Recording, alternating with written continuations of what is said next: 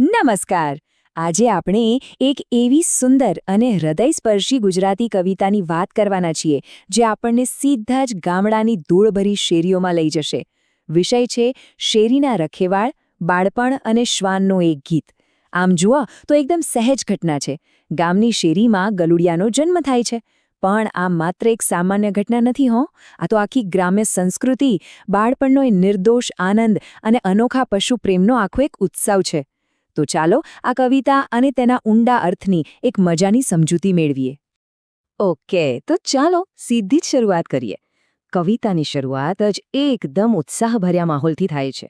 કલ્પના કરો, જ્યારે શહેરીમાં કોઈ કૂતરી બચ્ચાને જન્મ આપે ત્યારે એ ગામડાના બાળકો માટે કોઈ મોટા તહેવારથી જરાય કમ નથી હોતો. જાણે મેળો ભરાયો હોય. બાળકો માટે આ ઘટના એટલે કૂદાકૂદ કરવાનો અને પશુપ્રેમનો ઉમળકો ઠાલવવાનો એક જબરજસ્ત અવસર. નાના નાના ગલુડિયાઓને જોવા, એમને રમાડવા, આખું બાળપણ જાણે શહેરીમાં ઉતરી આવે છે અને આખો માહોલ એકદમ જીવંત બની જાય છે. વિભાગ 1. નવા જીવનનું આગમન. હવે કવિતામાં આ શ્વાન માતાનું બહુ જ વહાલું નામ આપ્યું છે કાળુડી, અને આ કાળુડીએ કુલ 8 ગલુડિયાને જન્મ આપ્યો છે. આ 8માંથી 4 કાબરા છે, એટલે કે ટપકાવાળા, અને બાકીના 4 ભૂરિયા છે. આ નાનકડા, રંગબેરંગી અને રમતિયાત ગલુડિયાઓ પેલા બાળકોના ઉત્સાહને તો જાણે 7મા આસમાને પહોંચાડે છે. એ નાના અને નાજુક જીવોને જોવાનો રોમાંચ અને એમને હાથમાં લેવાની જે તાલાવેલી હોય ને, એ ખરેખર અકલ્પનીય હોય છે. અહીં કવિની કલ્પના જુઓ, બહુ જ રસપ્રદ છે.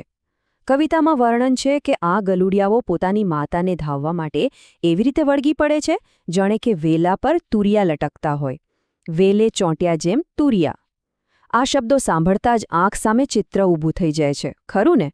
બચ્ચાઓની ભૂખ અને માતા સાથેની તેમની નિકટતાનું આવું સચોટ અને દેશી ચિત્રણ ભાગ્યે જ બીજે જોવા મળે. આ દ્રશ્યમાં કવિ એક બીજો સુંદર અલંકાર ઉમેરે છે.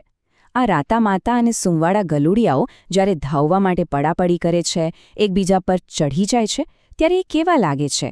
કવિ કહે છે, જાણે કોઈ ભટકતી જોગણની વિખેરાયેલી લટો. હા, બિલકુલ સાચું સાંભળ્યું. આ ગલુડિયાઓ જોગણના વિખેરાયેલા વાળની લટો જેવા દેખાય છે. આ કલ્પના ખરેખર કવિની કેટલી બારીક નિરીક્ષણ શક્તિ બતાવે છે. વિભાગ 2. સમુદાયની સાંસ્કૃતિક સંભાળ.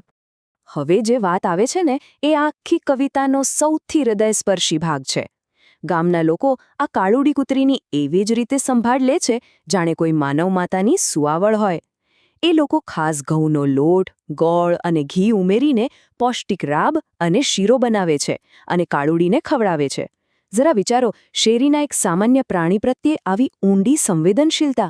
આ ખરેખર આપણા ગામડાની સભ્યતા, ઉચ્ચ સંસ્કાર અને ખાનદાનીનું એક ઉત્તમ ઉદાહરણ છે.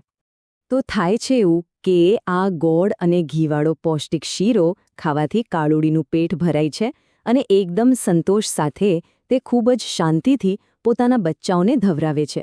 જેવી રીતે એક માતા પોતાના સંતાનોને પ્રેમ કરે, બિલકુલ એ જ રીતે કાળુડી પણ પોતાના ગલુડિયાને વહાલ કરે છે. પેટ ભરીને ધાવીને તૃપ્ત થયેલા બચ્ચાઓ માતાની આસપાસ શાંતિથી સૂઈ જાય છે.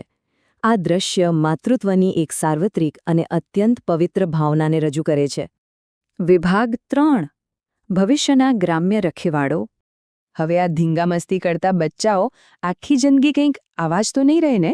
ભવિષ્યમાં આ 8 અલગ અલગ મોટી જવાબદારીઓ સંભાળશે. કવિએ એમને બહુ જ વહાલસોયા નામો પણ આપ્યા છે.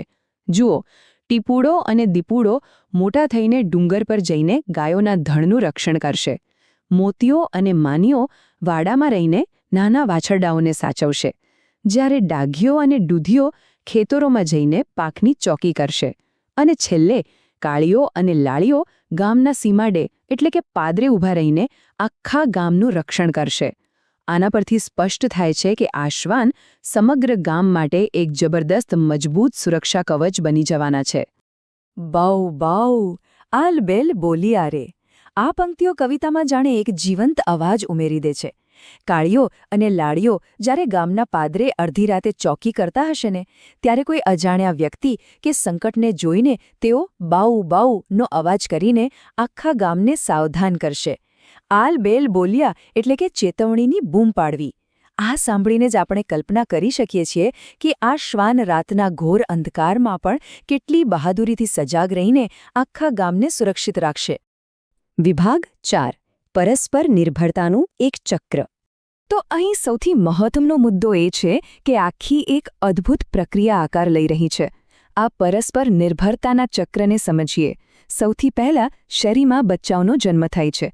પછી ગામના લોકો એકદમ સ્નેહથી માતાને પૌષ્ટિક શીરો ખવડાવે છે. આ પોષણને કારણે માતા સ્વસ્થ રહે છે અને બચ્ચાઓને સારી રીતે ઉછેરે છે. અને અંતે આ જ બચ્ચાઓ મોટા થઈને આખા ગામનું ખંતથી રક્ષણ કરે છે. એટલે કે ગામ લોકોએ શરૂઆતમાં જે થોડું પોષણ અને પ્રેમ આપ્યો એ સરવાળે એમની જ લાંબા ગાળાની સુરક્ષા બની જાય છે. છે ને કમાલની વાત?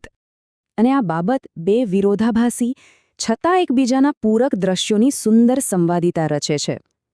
એક તરફ જુઓ, માતૃત્વની એકદમ શાંત અને સ્થિર ઊર્જા છે, જ્યાં બચ્ચાઓ નિરાંતે ઊંઘી રહ્યા છે. અને બીજી તરફ બાળપણની એ અદમ્ય ખુશી છે, જ્યાં ઉત્સાહિત બાળકો આમ તેમ દોડી રહ્યા છે.